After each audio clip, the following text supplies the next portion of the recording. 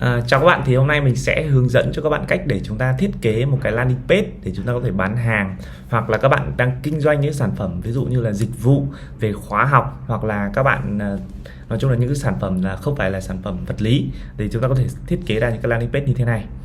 Và ở đây là một cái landing page là mình đang thiết kế cho một cái sản phẩm về thời trang, và đây là một cái landing page mình thiết kế cho khóa học, đúng không ạ? Vậy thì mỗi cái landing page thì nó đều có một cái tính năng riêng, và hôm nay mình sẽ hướng dẫn từ chi tiết nhất để các bạn có thể thiết kế ra được một cái landing page giống như vậy, để các bạn có thể là phục vụ cho mục đích là bán hàng, hoặc là các bạn phục vụ cho mục đích kinh doanh của các bạn. Vậy thì bây giờ nhé, chúng ta sẽ chia là hai loại. Thì mình sẽ hướng dẫn, chủ yếu là mình sẽ hướng dẫn cho các bạn cách để chúng ta làm một cái landing page về bán hàng trước. Còn cái landing page về dịch vụ thì nó cũng tương tự thôi nhé. Ví dụ như mà khi cái này mình đăng ký thì nó sẽ đổ về một cái landing page về một cái file Excel để các bạn có thể là chốt đơn, ví dụ vậy. Ví dụ các bạn điền thông tin, số điện thoại vào, số lượng sản phẩm vào và bấm vào mua thì nó sẽ đổ về một cái file trang tính để chúng ta có thể chốt đơn. Thì đây là cái cách để chúng ta có thể là bán hàng ở trên nền tảng TikTok, ở trên Facebook hoặc là Google, vân vân. Vậy thì làm sao để chúng ta có thể thiết kế landing page như thế này? Thì bây giờ mình sẽ hướng dẫn cho các bạn nhé. Thì đầu tiên khi mà chúng ta muốn thiết kế landing page thì đầu tiên các bạn phải có tên miền. Thứ hai nữa thì các bạn phải đăng ký tài khoản landing page. Đó. Thì đây là cái tài khoản landing page của mình này, và bản của mình là bản Pro trở lên nhé. Các bạn nhớ nhé, làm landing page chuyên nghiệp bán hàng thì chúng ta phải xài bản Pro. Thì đầu tiên thì các bạn muốn đăng ký cái tài khoản này thì các bạn có thể vào cho mình cái trang web là Hostinger. Đây nha, mình sẽ hướng dẫn các bạn cách để chúng ta đăng ký cái tài khoản Hostinger. Các bạn search ở trên Google cái từ khóa là Hostinger, thì các bạn sẽ vào cái trang web này, hostinger.vn này. Ở đây thì các bạn bấm vào cho mình cái nút là mục đăng nhập ở đây nhé. Đó, các bạn bấm vào cái nút là mục đăng nhập, thì ở đây nó sẽ có cái nút là một, các bạn có thể đăng ký, hai là bạn nào có Gmail thì có thể sử dụng Gmail được. Mình sẽ sử dụng tài khoản Gmail Google cho nó nhanh. Đây, mình ấn tiếp tục này. Đấy, thì mình sẽ đăng nhập vào bằng Google cho nó nhanh. Rồi sau khi mà các bạn đã tiến hành là vào ở trong cái tài khoản dùng cái Google để các bạn đăng nhập vào trong cái hệ thống Hostinger để mua tên miền này đó, thì các bạn sẽ hiện ra cái giao diện giống như trên màn hình của mình, đúng không? Đấy, thì các bạn sẽ ra cái giao diện như này, thì các bạn sẽ vào cho mình ở cái mục là tên miền, và các bạn sẽ vào cho mình mục là nhập một tên miền mới này. Thì bây giờ các bạn sẽ lựa chọn một cái tên miền thôi, và khi mà chúng ta chọn tên miền thì các bạn nhớ cho mình 3 tiêu chí. Thứ nhất là tên miền nó phải là ngắn gọn và dễ viết nhé. Dễ viết là gì? Bởi vì viết không sai chính tả này. Thứ hai là nó ngắn thôi, bởi vì các bạn viết dài quá đôi khi người ta gõ rất là mệt, và xong người ta tìm nó cũng rất là khó. Ví dụ bây giờ mình sẽ chọn một cái sản phẩm ha, mình chọn cái tên miền này chẳng hạn đi. Đó, mình chọn cái sản phẩm này, một cái tên miền. Sau đó thì các bạn thường là mình nghĩ là các bạn có thể, nếu như cái năm đầu tiên thì các bạn có thể là, nếu như các bạn đang tập tành với các bạn làm thì các bạn thể mua tên miền .store, .shop gì đấy cũng được, nó rẻ này. Ví dụ .online nó chỉ có 24.000 một năm thôi, hoặc là tên miền .info nó 98.000 một năm đầu, hoặc là .store nó chỉ có 25.000 một năm thôi, nó rất là rẻ. Nhưng mà các bạn nhớ những tên miền này đến năm thứ hai gia hạn thì nó lại rất là mắc. Đấy, còn nếu như mình khuyên thì các bạn nên mua cái tên miền .com đi. Tên miền .com là tên miền phổ thông nhất và nó dễ dùng ấy, và toàn cầu cũng dùng được mà Việt Nam cũng dùng được, thì mình sẽ mua .com.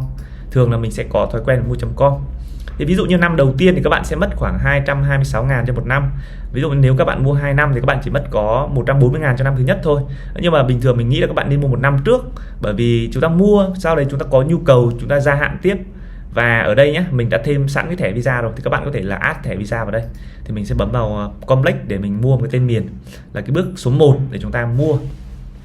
Thì các bạn có thể thanh toán thông qua nhiều hình thức, thẻ visa hoặc là chuyển khoản hoặc là Momo, VNPay gì đấy. Nói chung là có nhiều hình thức, nhưng mà mình sẽ sử dụng thẻ visa để thực hiện giao dịch cho nó nhanh. Và các bạn chờ một chút nhé. Thì bây giờ chúng ta sẽ đến cái bước sau khi chúng ta mua được cái tên miền đấy, thì các bạn sẽ đến cái phần là thiết lập.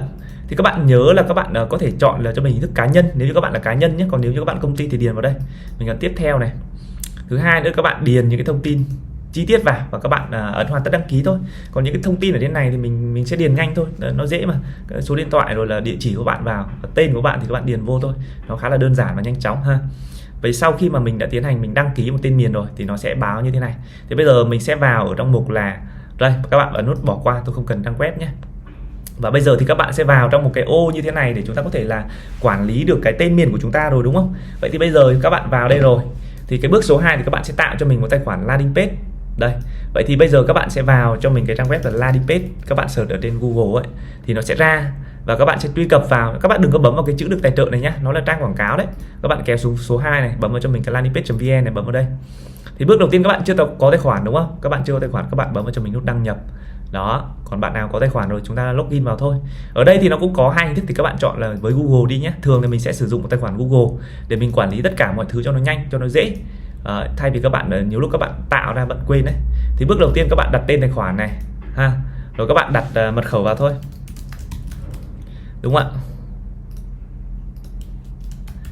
Các bạn bấm cho mình cái nút hoàn tất đăng ký nhé các bạn thôi nhé. Tài khoản này mình cũng không sai.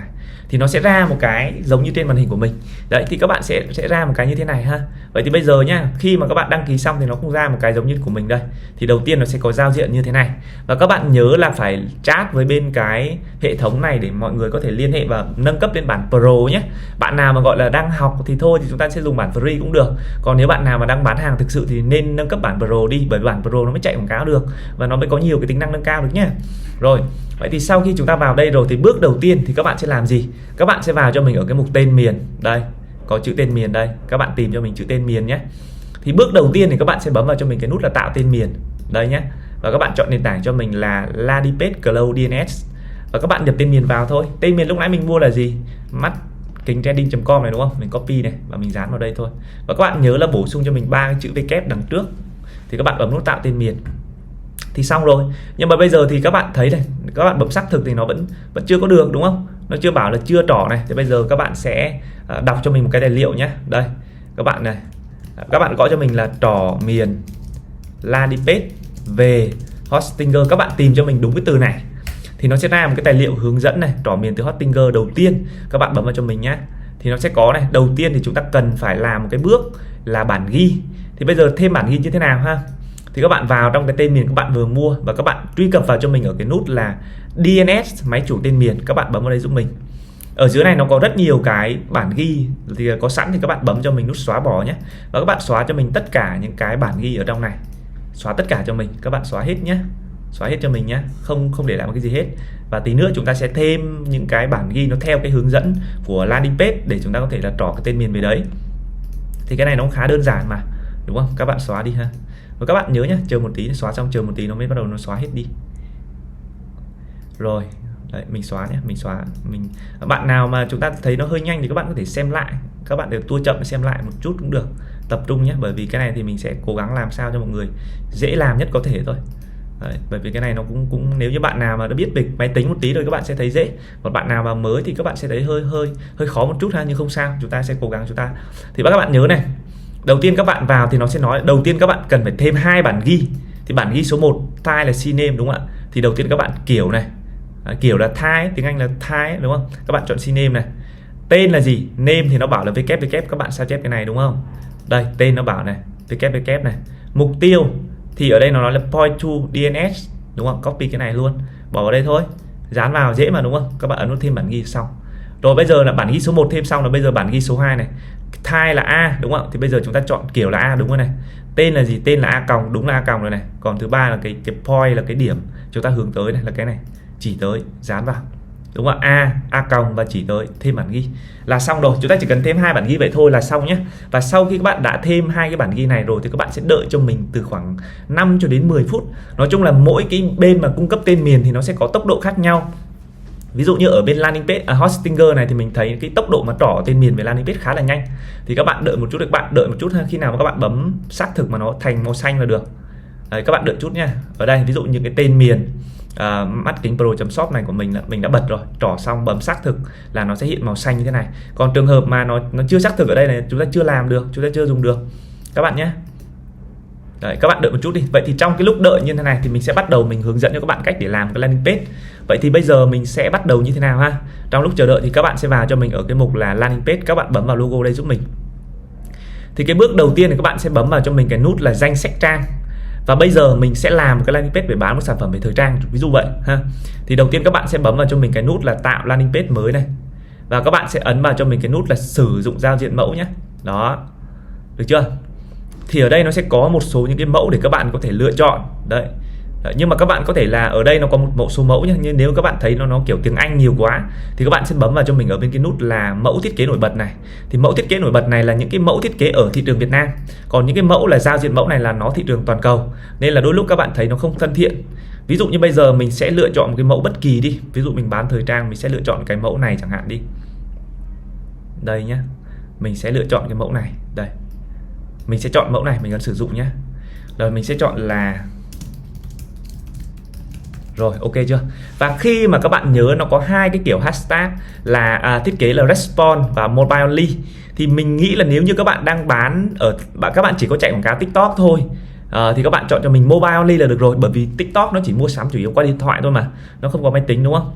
Đấy, còn nếu trường hợp là các bạn chạy cả ở Facebook, ở Google, vân vân, thì các bạn có thể chọn response. Nhưng ở đây mình sẽ chọn mobile only nhé. Đó, thì các bạn coi là cái mô hình kinh doanh của bạn là bạn đang làm ở đâu. Và sau khi mà các bạn đã vào đây rồi, đúng không, các bạn bấm tạo ra rồi thì nó sẽ hiện ra một cái cửa sổ để chúng ta bắt đầu chỉnh sửa. Thì đầu tiên khi mà các bạn vào đây thì các bạn khoan hãy đụng với mấy cái phần dưới này.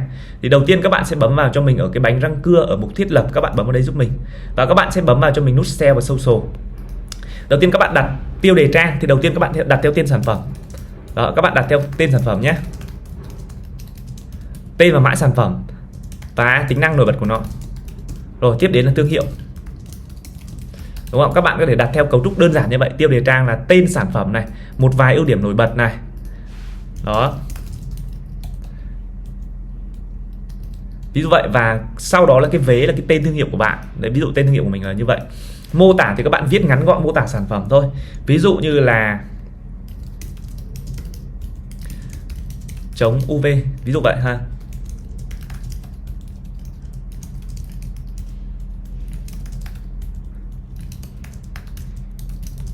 Đơn giản, các bạn nói chung các bạn viết ngắn gọn về cái ưu điểm nổi bật sản phẩm của bạn. Từ khóa về trang ha.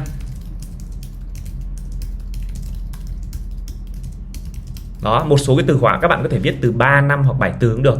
Và hình ảnh khi chia sẻ các bạn chọn vào ảnh này. Thì bây giờ các bạn sẽ up lên thôi. Ví dụ đây là cái sản phẩm của mình. Thì ví dụ các bạn muốn tải cái ảnh lên, các bạn chọn tệp này và các bạn vào trong cái sản phẩm của bạn ấy. Và các bạn vào trong cái hình ảnh sản phẩm của bạn chuẩn bị trước nhé. Thì cái này các bạn phải chuẩn bị trước thôi. Ví dụ như bây giờ mình sẽ chọn cái hình ảnh này ha. Mình up cái hình ảnh của mình lên. Đấy, và mình tải lên, ví dụ vậy. Đấy, mình sử dụng nhé. Thì đây là cái hình ảnh khi chia sẻ này. Hình ảnh favicon là gì? Favicon là cái biểu tượng nhỏ nhỏ đây này, các bạn thấy không? Các bạn chọn vào đây nhé. Các bạn chọn vào cái này luôn. Đấy, tức là hình ảnh thu nhỏ. Nếu như các bạn có logo của shop thì các bạn up cái logo shop vào cái chỗ là favicon. Còn nếu không có thì thôi. Và sau khi các bạn lập xong rồi thì các bạn sẽ ấn vào nút cho mình là ấn vào nút đóng này. Và các bạn bấm nút xuất bản cho mình nhé.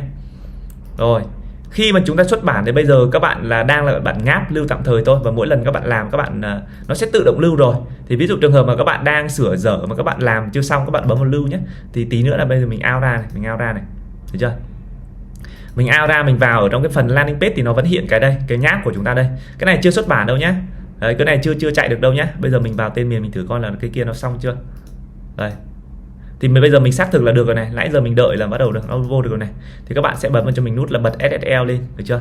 Bật SSL này là cái bảo mật đấy, thì các bạn phải bật lên nhé. Sau khi các bạn xác thực tên miền xong, các bạn nhớ bật cái SSL lên để nó xác thực tên miền. Nó khi nào nó màu xanh như này bắt đầu nó chạy được này. Thế bây giờ mình lại quay lại ở cái trang danh sách trang, mình tiếp tục vào chỉnh sửa cái này. Thì trong trường hợp các bạn sửa chưa xong ấy, mà các bạn đi đâu đấy hoặc các bạn bận, thì các bạn có thể vào bấm vào nút 3 chấm ở đây và bấm vào nút chỉnh sửa builder. Thì lúc này các bạn sẽ được lại quay trở về cái giao diện của chúng ta. Lúc nãy thì chúng ta đang sửa ở cái phần là cái bánh răng cưa thiết lập và sell social, đúng không? Thì chúng ta thiết lập như thế này. Bây giờ mình giả sử như là mình xuất bản nhé. Giả sử như mình làm xong rồi đi ha. Tất nhiên nó chưa xong đâu, tí mình sẽ hướng dẫn cách để làm. Các bạn chọn cho mình ô tên miền riêng và chọn vào cho mình cái tên miền mới mua này. Các bạn thấy không? Mắt-trending.com, đúng không? Bây giờ mình sẽ đặt cái mẫu này là mẫu V2 đi ha. Mình ấn xuất bản này. Thì có nghĩa là bây giờ là khi mà các bạn làm mà bấm như thế này rồi ấy, thì nó đã trở thành một cái landing page được rồi. Và các bạn có thể gửi cho khách hàng, gửi để chạy quảng cáo được rồi. Nhưng mà thông tin trong này chưa hoàn chỉnh đâu. Bây giờ chúng ta quay lại tiếp, chúng ta tiếp tục sửa này. Thì bây giờ mình nói đơn giản thôi. Đây là một cái mẫu rồi. Thì đầu tiên các bạn có thể là sửa những thông tin ở đây ha. Đó, ví dụ trong trường hợp là mình thấy cái form này nó xấu quá thì mình có thể xóa hết đi. Mình thấy cái chữ này nó xóa hết ha, xấu mình xóa đi ha. Đó, mình có thể xóa đi, delete đi. Đó, ví dụ vậy. Thì bây giờ giả sử như bây giờ mình sẽ thay cái hình này đi ha. Mình ấn vào thay ảnh này. Mình chọn một cái này đi nhá, mình chọn rồi đó, ok. Mình sửa lại nhé. Đây là cái thao tác là các bạn thay ảnh thôi. Và đây là cái kéo thả, nó khá là dễ để các bạn có thể thao tác. Đó, mình nghĩ là nếu như các bạn ngồi mày mò một tí thôi là các bạn có thể ấy được rồi ha. Đấy, mình sửa cái chữ thôi. Ví dụ như mình sẽ sửa cái chữ này. Nếu như các bạn thấy to quá, đúng không? Thu nhỏ lại này. Nó giống như kiểu là trình kéo thả thôi. Và các bạn chỉ cần làm những cái thao tác đơn giản thôi nhé.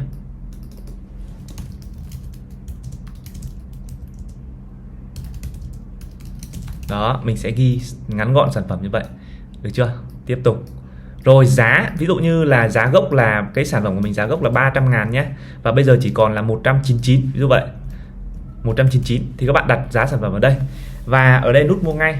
Và trong cái trường hợp là các bạn muốn là di chuyển cái vùng này thì các bạn rê chuột vào, các bạn di chuyển cả cụm này, được chưa?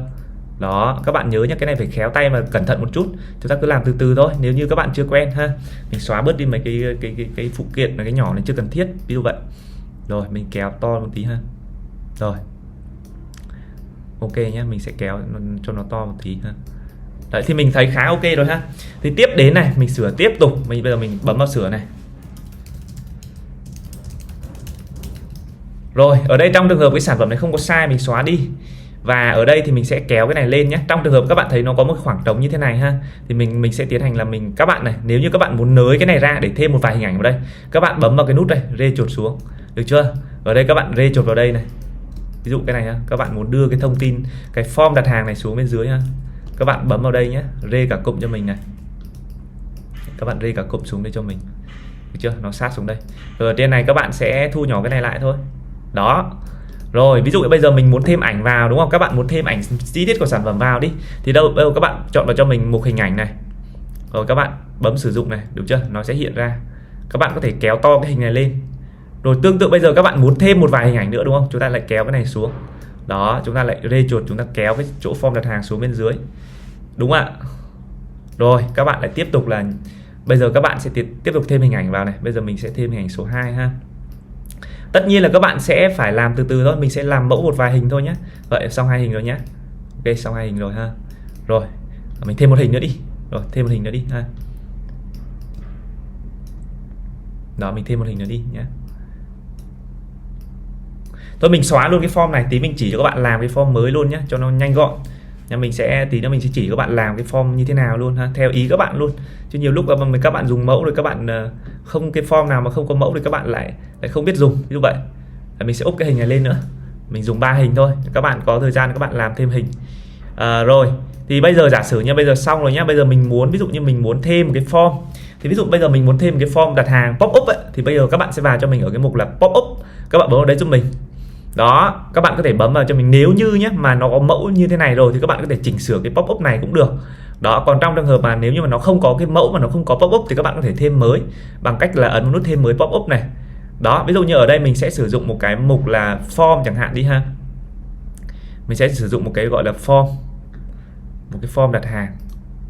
Các bạn nhớ tìm vào cho mình cái mục là form nhé. Đây, các bạn ấn vào mục pop up này.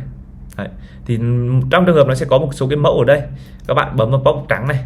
Tiếp đến các bạn sẽ bấm vào nút cho mình là thêm nhé, cộng này, các bạn thêm cho mình là cái form đây, form. Đó, thì nó hiện ra cái form như thế này. Được chưa? Thì bây giờ các bạn kéo rộng ra tí ha. Ví dụ như bây giờ nhé, bây giờ sản phẩm này thì thứ nhất là mình cần gì? Mình sẽ cần cái tên của khách hàng, thì mình sẽ đặt là tên. Email thì mình thấy nó không cần thiết bởi vì mình đang bán hàng, thì mình xóa đi ha. Các bạn bấm vào nhỏ nhỏ đấy, bấm vào khi nào nó hiện cái đường viền ấy. Ví dụ họ, tên này, số điện thoại này. Tiếp đến thì mình sẽ gì ạ? Thêm địa chỉ đúng không? Thì làm sao để thêm địa chỉ được? Thì các bạn ấn cho mình vào. Các bạn nhớ nhé, ở đây thì có nhiều bạn thao tác nó cứ bị dính như thế này, bắt đầu xóa lại, xóa hết luôn thì nó bị sai. Thì các bạn vào đây nhẹ nhàng thôi, bấm vào cho mình cái chữ là thêm trường. Và ở đây nó có mục địa chỉ thì các bạn bấm vào nút ô địa chỉ nữa, nó hiện cái vùng xanh này, các bạn thêm vào. Được chưa? Rồi các bạn ấm nhẹ vào nhé, các bạn dê chuột lên đây, đúng chưa? Thì nó sẽ vô địa chỉ này, họ, tên, số điện thoại, địa chỉ, ok rồi. Cái lời nhắn này thì mình thấy không phù hợp, mình xóa đi nhé, bởi mình bán hàng mà. Thì bây giờ mình sẽ thêm một cái trường là sản phẩm. Giả sử như sản phẩm này mình có 2 biến thể thì mình ấn vào thêm trường và mình sẽ chọn vào cái mục là hộp chọn giá trị combo box. Các bạn nhớ nhé, bấm vào đây. Thì lúc này các bạn sẽ bấm vào đây thì nó hiện cái chữ là form item 546. Các bạn bấm cho mình mục thiết lập. Và ở đây các bạn nhớ nhé, bấm vào cho mình cái bắt buộc nhập. Bởi vì khi mà các bạn không bấm vào cái nút bắt buộc nhập ấy thì nó sẽ không, ví dụ khách hàng họ có thể bỏ trống cái đấy. Nhiều lúc các bạn chạy quảng cáo bắt đầu người ta điền tên số điện thoại mà không nhập sản phẩm thì các bạn phải gọi hỏi lại, nó mất thời gian. Thì các bạn nhớ phải bấm vào cái nút bắt buộc nhập. Ở đây chữ gợi nhắc thì các bạn ghi cho mình là chọn sản phẩm hoặc là chọn số lượng ấy, mình sẽ chọn sản phẩm nhé. Giả sử như một sản phẩm đúng không ạ? 199k cộng ship 30k, mình ghi rõ luôn. 2 sản phẩm đúng không ạ? 379k cộng free ship Ví dụ vậy thì mình đề cho khách hàng họ muốn mua 1 hay 2 sản phẩm, và sau đó mình ấn vào đây thì các bạn sẽ thấy nhé, mình kéo rộng ra một tí này. Rồi là xong họ tên, số điện thoại, địa chỉ và sản phẩm. Ok rồi, bây giờ mình nhấp chuột vào, mình kéo nút này lên. Mình thấy bây giờ mình thấy là điều gì? Thứ nhất là cái nút màu đen này nó chưa được nổi bật lắm, thì bây giờ mình sẽ đổi màu bằng cách mình rê chuột vào nút màu đen, bấm vào nút màu nền, mình chọn nút màu đỏ đi ha. Và khi mà các bạn làm nút thì nên chọn những cái nút nào nó có màu kiểu màu tươi một chút thì nó mới kích thích được, chứ các bạn đừng có chọn những cái màu nó kiểu màu tối nhá. Bởi vì trong cái về thị giác của con người ấy, thì những cái màu nào mà nó có cái độ tươi thì người ta sẽ thường chú ý hơn nhiều. Thì thông thường là mình sẽ chọn những cái nút nó có cái nổi bật ha. Rồi ví dụ vậy thì ở đây mình có họ tên điện thoại. Ví dụ bây giờ các bạn thêm cho mình một cái chữ vào đây được không ạ? Thêm nhé, tiêu đề này mình sẽ ghi là gì? Nhanh tay mua hàng, đang sale, chỉ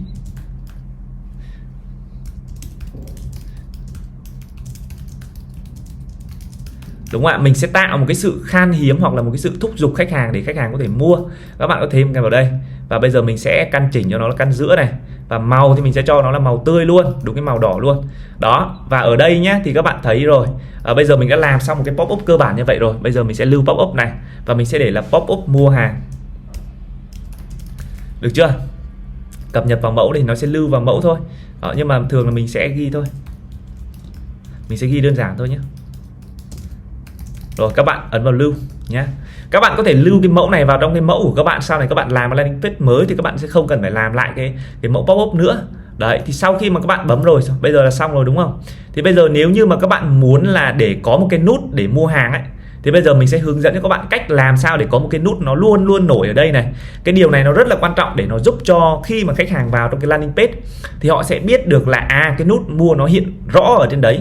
Thì để thêm cái nút này như thế nào? Đầu tiên các bạn sẽ rê chuột vào ở bên cái thanh bên trái này, nó sẽ có cái nút là nút bấm. Thì các bạn bấm vào đây nó hiện như thế này nhé. Các bạn rê chuột này, các bạn thấy không? Nhưng bây giờ các bạn cho nó to ra tí đi ha, kéo ra cho nó to này, và các bạn đổi sang cái màu sặc sỡ một tí, mình đã nói rồi. Và mình sẽ ghi là mua hàng ngay, đặt hàng ngay đi ha. Và khi mà các bạn thấy rồi, bây giờ cái nút này thì tại sao nó lại đứng ở đây? Thì mình muốn là cho nó cố định ở phía bên dưới này cơ, đúng không? Thì các bạn sẽ bấm vào cho mình ở nút thiết lập. Và các bạn sẽ nhớ là bấm vào cho mình ở cái nút là nâng cao. Chúng ta có 5 cái mục này: thiết kế, sự kiện, hiệu ứng, dữ liệu và nâng cao. Thì các bạn bấm cho mình chữ nâng cao. Và các bạn bấm vào cho mình cái nút là ghim phần tử, bật vào đây giúp mình. Và các bạn sẽ chọn cho mình là vị trí này, dưới, cùng, giữa. Thì nó sẽ hiện ra ở đây cho chúng ta. Và các bạn nhớ bấm vào thiết kế cho mình. Ví dụ như các bạn muốn là nó bo góc, đúng không ạ? Thì các bạn sẽ chọn là kiểu viền này, được chưa? Bo góc, các bạn thích bo đúng không? Bo góc cho nhìn nó tròn tròn cái nút lên. Bấm vào đây nó tự bo cái nút của chúng ta lên, đúng không? Bạn nào thích kiểu tròn trĩnh thì bấm vào đây. Ví dụ vậy. Rồi sau khi các bạn thấy là cái nút này nó ok rồi, đúng không? Thì bây giờ các bạn nếu như không thích viền các bạn tắt đi cũng được nhé. Không chọn nhé. Đấy. Rồi cái chữ này, cỡ chữ thì các bạn có thể tăng lên này. Đó, tăng cái chữ lên này. Rồi là màu chữ này, được chưa? Ví dụ màu chữ các bạn thấy nó chưa được sáng quá, các bạn kéo lên cho nó sáng.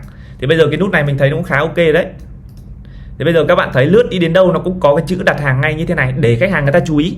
Và sau khi các bạn bấm vào đây thì các bạn bấm vào thiết lập và các bạn chọn cho mình cái mục hiệu ứng này. Các bạn muốn là cái nút của bạn nó có nổi bật hơn, đúng không? Các bạn chọn cho mình hiệu ứng.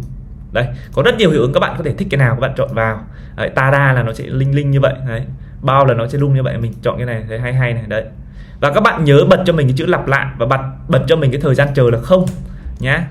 0 nhé. Nhớ này, thời gian chờ là 0, thời gian chạy là 1 hoặc 2 giây. Đấy, các bạn nhớ cho mình như vậy được. Bây giờ mình xuất bản nhé. Rồi, tất nhiên nó chưa xong đâu, nhưng bây giờ mình sẽ xuất bản, mình cho các bạn xem cái kết quả hiện tại đã. Ví dụ bây giờ mình bấm vào này thì bây giờ đây là cái landing page rồi. Nó cũng có mấy cái khá là đầy đủ rồi. Bấm vào đây đúng không? Nhưng bây giờ các bạn thấy không? Bấm vào cái nút này nó chưa sổ ra cái form để người ta mua hàng. Thì phải làm sao? Thì bây giờ chúng ta vào đây, các bạn bấm vào cái nút. Bây giờ làm sao để bấm vào cái nút đặt hàng ngay này nó sổ ra cái form của chúng ta? Thì các bạn sẽ vào cho mình ở cái mục đó chính là mục sự kiện. Ở sự kiện này chúng ta chưa có hành động này, chưa có đúng không? Thì nó làm gì mà nó sổ ra được? Thì các bạn sẽ bấm vào mình nút thêm. Lúc này thì các bạn hành động thì các bạn để mặc định là nhấp chuột. Sự kiện thì các bạn sẽ chọn cho mình là mở pop-up. Cái pop-up là cái lúc chúng ta thiết kế lúc nãy, các bạn bấm vào đấy. Và các bạn sẽ chọn cái pop-up này. Pop-up là gì? Pop-up 540 đúng không ạ? Xuất bản. Tiếp tục. Thì bây giờ mình sẽ thử loát lại và mình thử bấm nhé, là nó ra cho nó. Được chưa? Bây giờ các bạn thấy không? Bấm vào thì nó sổ ra cái này rồi và người ta có thể đặt hàng được rồi, đúng không? Vậy thì tiếp tục bây giờ mình sẽ quay lại, bây giờ là cái nút và cái form cơ bản là nó xong rồi nhé. Thì bây giờ đến cái phần chi tiết sản phẩm này thì các bạn đơn giản mà. Cái phần này các bạn chỉ cần thay ảnh thôi nhá, mình hướng dẫn nhanh thôi. Tất nhiên hình ảnh của mỗi bạn sẽ bán một sản phẩm khác nhau thôi, thì các bạn sẽ có thể là lựa chọn các bạn dùng thôi nhá. Mình thay ảnh này, cái này mình làm, nếu như mà mình làm quen rồi mình làm rất là nhanh. Các bạn nào chúng ta chưa quen thì chúng ta có thể làm hơi mất một chút thời gian một tí ha. Đấy, thay ảnh thôi mà. Rồi cái này ha, mình thấy nhiều hình quá mình xóa bớt đi này. Đó, mình làm nhanh thôi nhá. Và mấy cái này các bạn phải chịu khó, ví dụ nó trống này các bạn kéo lên này. Đó. Rồi. Giảm ngay. Rồi ok. Rồi bắt đầu đánh giá khách hàng. Thì nói chung là khi mà các bạn làm cái này thì mình nghĩ là cái phần đánh giá này các bạn có thể fit lại theo cái form của các bạn cũng được. Mình coi như là cái này là mình thiết kế xong rồi nhé. Ở dưới này có một phần rất là quan trọng, đó chính là phần về address, tức là về địa chỉ thì các bạn phải ghi vào.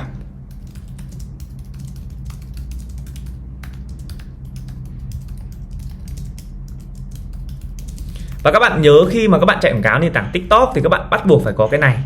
Facebook thì không cần được, bạn xóa đi ha, bạn xóa cái Facebook này không cần. Nhưng mà phải có, thứ nhất là có tên shop, đó, tên shop này. Rồi, phải có tên shop, tức là tên cửa hàng. Thứ hai là thông tin liên hệ, thì bạn phải có địa chỉ và có số điện thoại của bạn vào. Các bạn nhớ nha, khi mà các bạn làm một cái landing page để chạy quảng cáo nền tảng TikTok ấy, thì các bạn phải hiểu về chính sách nữa. Đó, ví dụ như bây giờ nhé. Rồi, ba cái này là mình thấy hợp lý này. Hỗ trợ đổi trả sau 7 ngày, ba cái này nó không vi phạm gì hết. Và cái dưới này là có thông tin liên hệ, là cái tiêu chuẩn rồi. Còn cái feedback này thì các bạn xóa đi cũng được nếu như mà nó không cần thiết ha. Nhưng mà các bạn làm cái này là phải làm chỉn chu đấy. Thôi mình xóa đi luôn ha, cái này không cần thiết lắm, nó nhìn nó ảo ảo ấy. Các bạn nào mà thích thì có thể bỏ vô cũng được. Đấy. Và các bạn nhớ khi mà chúng ta làm một cái landing page bán hàng thì chúng ta phải tuân thủ cái chính sách của nền tảng nhé. Vậy thì bây giờ mình cơ bản là giả sử mình đã làm xong một landing page rồi. Còn trường hợp mà các bạn thích thêm video, bây giờ giả sử các bạn thích thêm cái video vào đi ha, thì các bạn ấn vào nút thêm mới, phần section này các bạn chọn sử dụng section trắng. Nếu như các bạn muốn thêm ví dụ như là video nhé, các bạn bấm vào đây, các bạn bấm vào đây ha, bấm thiết lập này. Và ở đây thì các bạn sẽ chọn là landing page video và up cái video lên thôi. Mình sẽ hướng dẫn nhanh cho các bạn cách để chúng ta up một cái video lên nhé.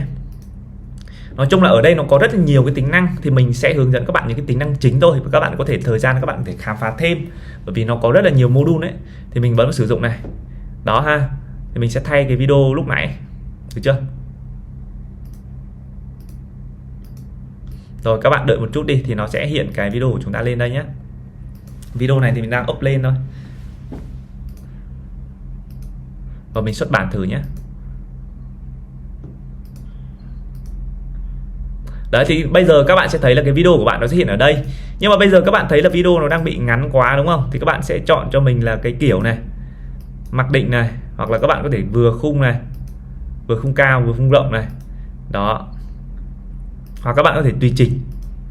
Ví dụ như ở đây là kích thước ngang và dọc đúng không? Các bạn có thể chọn cái kích thước ở đây nhé. Đấy, kích thước các bạn có thể chọn này, 100%. Đấy, mình sẽ ghi là bao nhiêu nhỉ? 1080 nhân 1080 pixel, 1920 pixel, ví dụ vậy. Ngược lại chứ nhỉ, 1920 pixel. Như vậy các bạn có thể chọn nhé. Đấy, sau đó các bạn xuất bản. Thì đây là cái bước đầu tiên là chúng ta đã làm xong cơ bản một cái landing page rồi. Thì ví dụ bây giờ mình ra ngoài này đúng không ạ, mình bấm thì mình thấy là thứ nhất các bạn nhớ là cập nhật đủ thông tin nhé, để sản phẩm của chúng ta nó được hoàn chỉnh. Thứ hai nữa là gì? Trong trường hợp nó trống qua các bạn kéo lên này nhé. Các bạn kéo lên cho nó sát lên này, xuất bản lại. Đó, thì bây giờ cơ bản là cái landing page mình thấy cũng gần đầy đủ rồi. Tuy nhiên bây giờ nếu như mà các bạn muốn chạy quảng cáo và muốn bán hàng thì bây giờ các bạn bấm đặt hàng ngay, điền thông tin, thì cái data này nó sẽ đổ về đâu đúng không? Làm sao chúng ta nhận được? Thì bây giờ mình sẽ hướng dẫn cho các bạn về cái phần tiếp theo, đó chính là làm thế nào để có thể là cấu hình để cái data nó đổ về được. Được chưa? Vậy thì bây giờ mình sẽ hướng dẫn nhé. Bây giờ để mà bây giờ mình tạm thời mình lưu cái này lại, mình xuất bản lại nhé. Thì các bạn nhớ này, để nguyên vậy. Chúng ta quay lại ở cái landing page builder.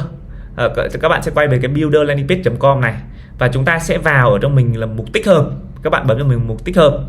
Và ở đây ấy, thì các bạn muốn là chúng ta lấy được cái data về form ấy, thì các bạn sẽ bấm vào cho mình cái nút là cấu hình tạo tài khoản liên kết, là bước số 1 này. Ở đây một là các bạn có thể cấu hình email. Trong cái trường hợp cái tài khoản bạn là tài khoản miễn phí thì các bạn chỉ có thể cấu hình được về email thôi. Còn trong trường hợp bên mình là thường là bên mình chạy quảng cáo và gọi là bán hàng ấy, thì các bạn nên chọn là cái Google năng tính này. Google trang tính này nó sẽ giúp chúng ta có thể đổ về một cái file Excel. Thì mình sẽ hướng dẫn các bạn cấu hình nhé. Các bạn ấn tiếp tục giúp mình này.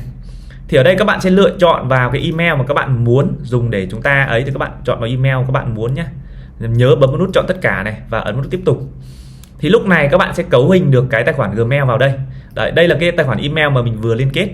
Sau khi mà các bạn làm xong bước này rồi, các bạn nhớ cho mình này, vào cho mình mục cấu hình form, được chưa? Đây là đang ở cái menu là tài khoản liên kết nhé.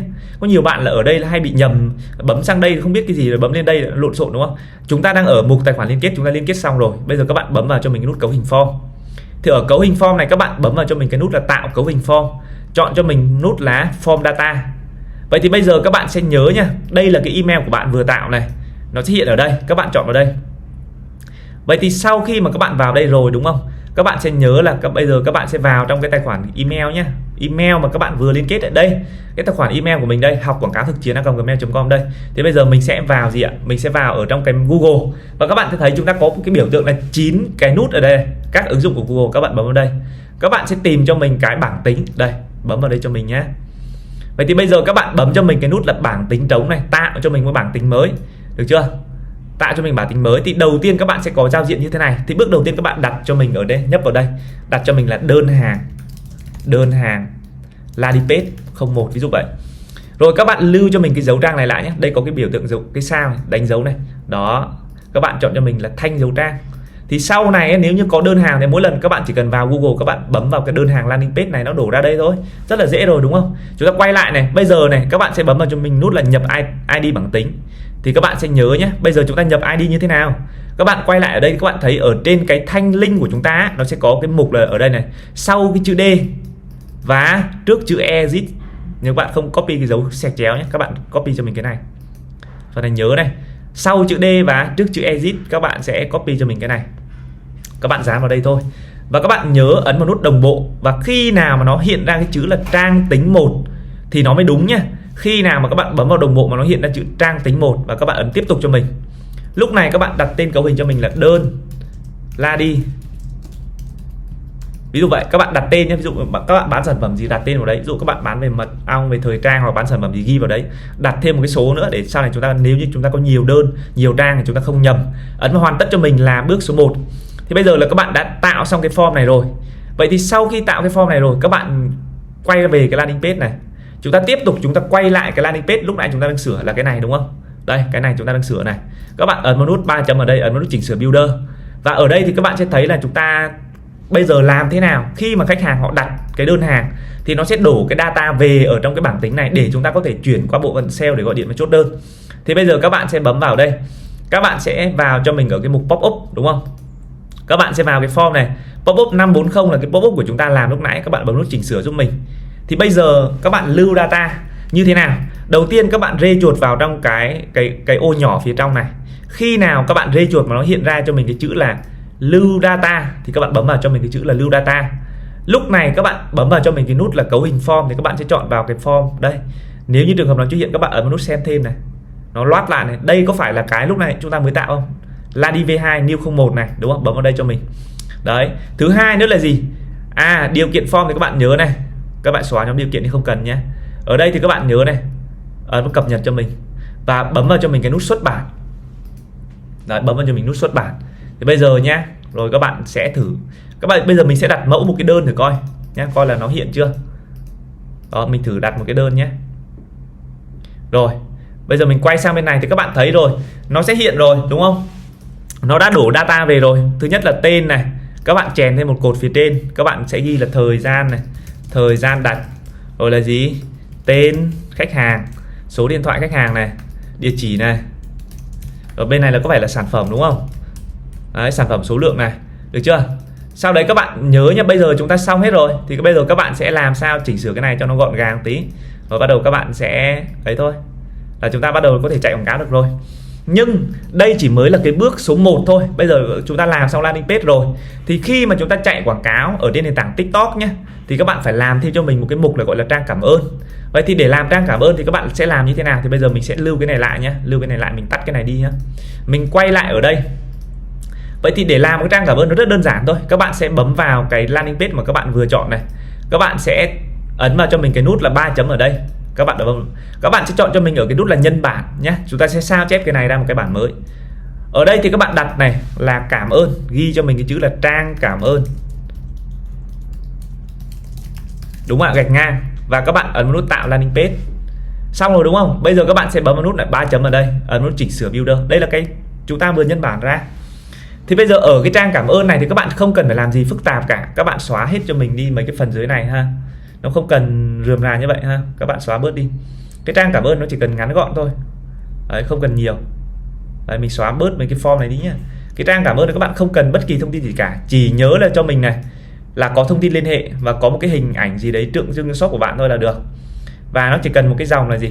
Cảm ơn quý khách đã đặt hàng. Thế thôi. Đây, cảm ơn quý khách đã đặt hàng.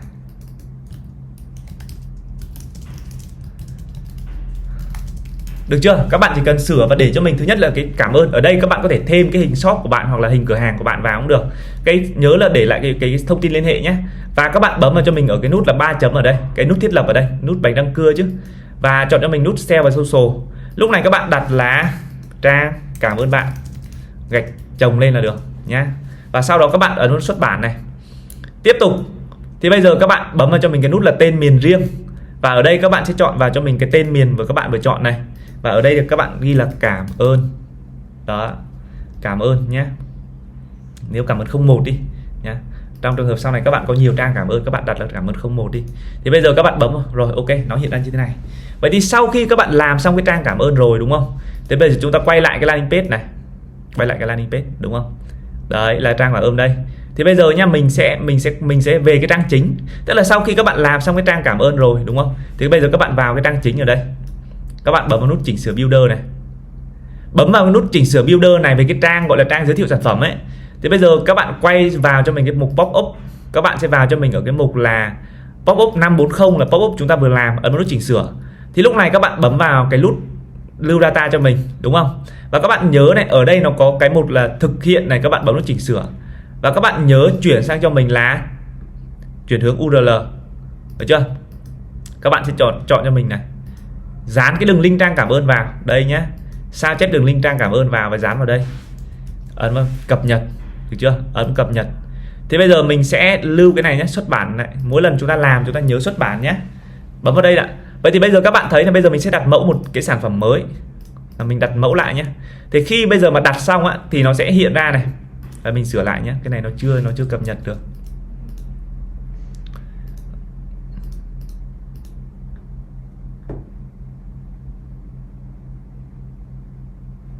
Rồi mình sẽ đặt lại nhé.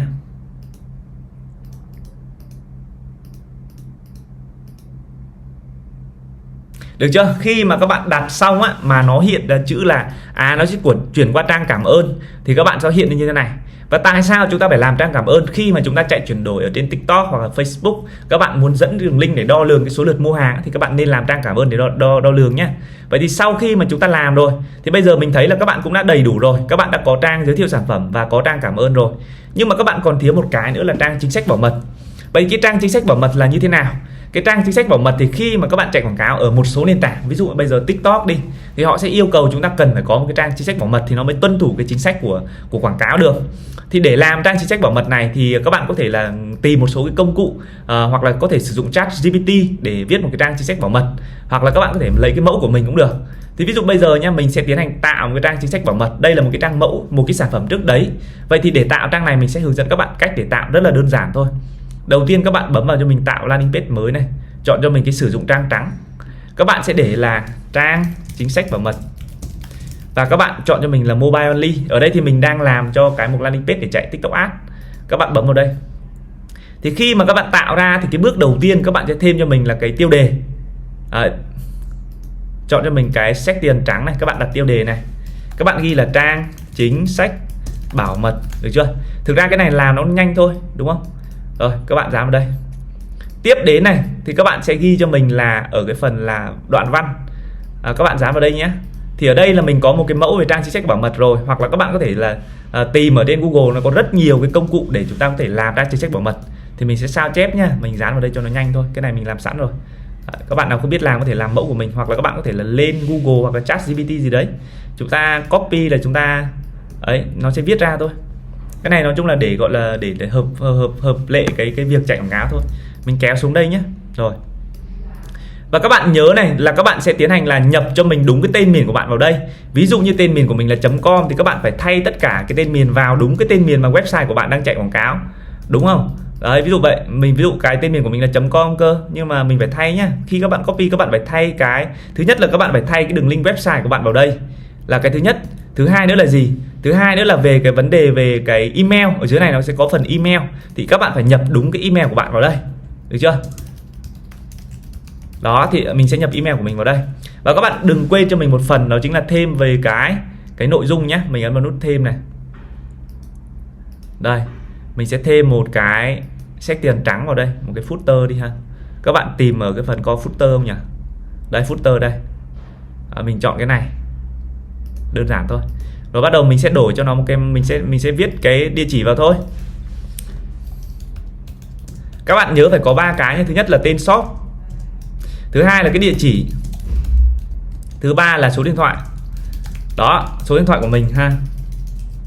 Đó, mình viết cái này mình hướng dẫn nhanh thôi nhé.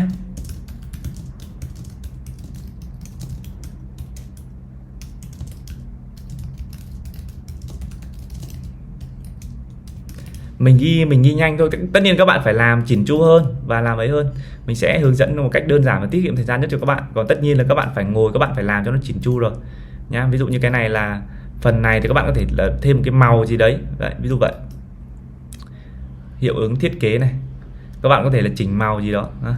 Màu các bạn có thể đổi cái màu đi. Đổi cái màu gì cho nó đẹp đi, hoặc có thể đổi chữ sang cho nó đẹp một xíu ha. Màu này màu sâu vậy. Đấy. Mình nói chung mình sẽ thiết kế ra đơn giản thôi. Đơn giản nhất có thể để các bạn hiểu. Rồi mình bấm vào nút xuất bản nhé. Lúc này thì các bạn vẫn chọn sang cái mục là tên miền riêng. Và bây giờ chúng ta vẫn chọn vào cái tên miền. Nhưng mà ở đây các bạn ghi là chính sách bảo mật. Rồi đúng không ạ? Các bạn xuất bản cho mình này. Thì mỗi cái tên miền các bạn chỉ cần làm đúng cái này đúng một lần thôi. Thì bây giờ các bạn bấm vào nó sẽ có cái trang chính sách bảo mật của bạn đây. Vậy cái trang chính sách bảo mật này thì các bạn sẽ thêm vào đâu? Thì bây giờ các bạn sẽ quay về ở cái, bây giờ mình lưu cái này lại rồi nhé. Mình lưu rồi nhé. Mình lưu với xuất bản này. Các bạn nhớ bấm lưu với xuất bản này. Bây giờ mình quay về cái biểu tượng landing page này. Thế bây giờ mình vào cái trang chính ấy, cái trang giới thiệu sản phẩm là cái trang này đúng không? Mình vào mình chỉnh sửa builder. Đó, mình chạy vào builder, mình vào chỉnh sửa đấy. Thì các bạn sẽ thấy này. Bây giờ các bạn sẽ vào cái mục pop up. Các bạn bấm nút chỉnh sửa pop up. Thì ở đây các bạn phải thêm cho mình ở một cái nút đấy là gì? Các bạn bấm nút đoạn văn này, các bạn ghi cho mình một cái câu là gì? Khi bạn bấm đặt hàng, bạn đã đồng ý với chính sách bảo mật 2 chấm tại đây. Và các bạn rê chuột vào chữ tại đây giúp mình. Ở đây nó có cái biểu tượng là chèn link. Các bạn bấm vào đây nhé. Và các bạn sẽ dán vào cho mình là cái trang chính sách bảo mật này.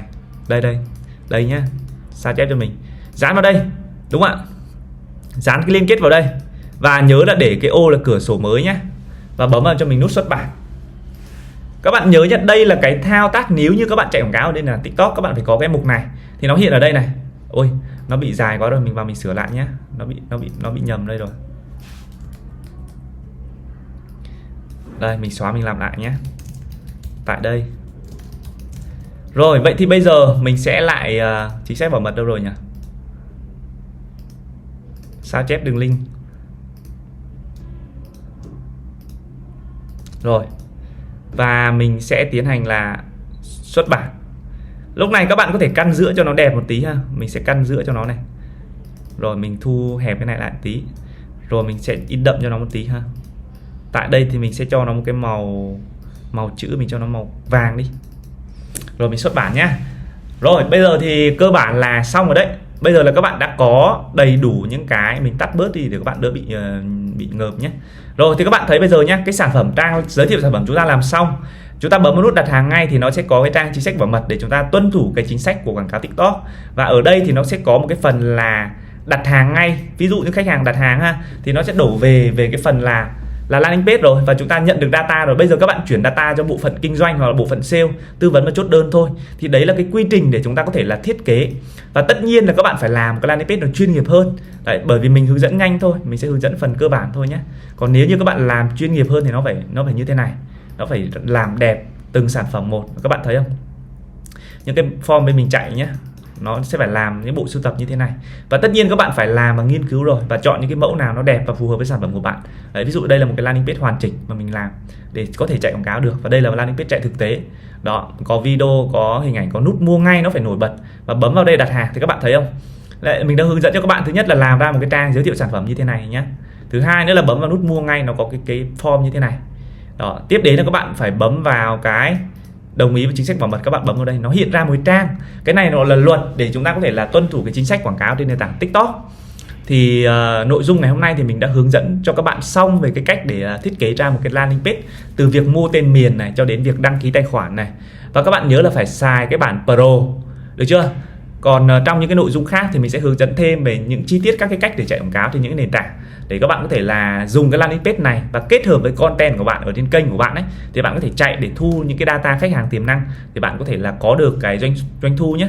Nhưng mà trước hết thì các bạn phải nhớ cho mình, cái landing page nó ảnh hưởng rất là nhiều đến cái việc là khách hàng có mua hàng hay không. Vì vậy kỹ thuật và các bạn bố trí những cái hình ảnh ở trên này nó ảnh hưởng rất nhiều đến cái việc là khách hàng có mua hàng hay không. Đó, từ việc các bạn để những ưu đãi này cho đến sản phẩm, cho đến các cái yếu tố về khuyến mãi, cho đến cái nút mua nó có dễ bấm hay không, và đặt hàng nó có đơn giản hay không, thì đó là những cái ảnh hưởng rất là nhiều đến cái việc là quảng cáo của bạn nó hiệu quả hay không đấy.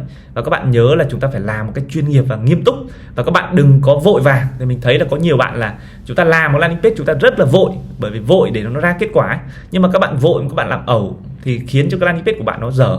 Kết hợp với việc là các bạn chạy mà các bạn làm vội là hay bị sai, hay bị thiếu thông tin, hoặc là các bạn làm nó bị lỗi này, thì đôi khi lỗi thôi do cái lỗi của landing page của chúng ta làm chưa đủ chuẩn, hoặc là thiếu trang, thiếu thông tin, hoặc là có một số cái nút của chúng ta không có đủ cái tính năng để hoạt động, thì nó lại bị vi phạm chính sách, và nó khiến cho cái quảng cáo của bạn không được xét duyệt, và thậm chí là bị tạm ngưng tài khoản, đấy, bị khóa tài khoản, ví dụ vậy. Thì mình chia sẻ như vậy nhé. Còn hôm nay thì chúng ta phải tập trung vào chúng ta thực hành, và các bạn xem đi xem lại cái nội dung để chúng ta có thể là thiết kế ra một landing page hoàn chỉnh và thực sự phải đẹp các bạn nhé. Rồi lúc đấy chúng ta mới tính đến cái bước là chạy quảng cáo để kéo data vào đây, để chúng ta có thể có những cái doanh số và khách hàng tiềm năng. Và hẹn gặp lại các bạn nhé.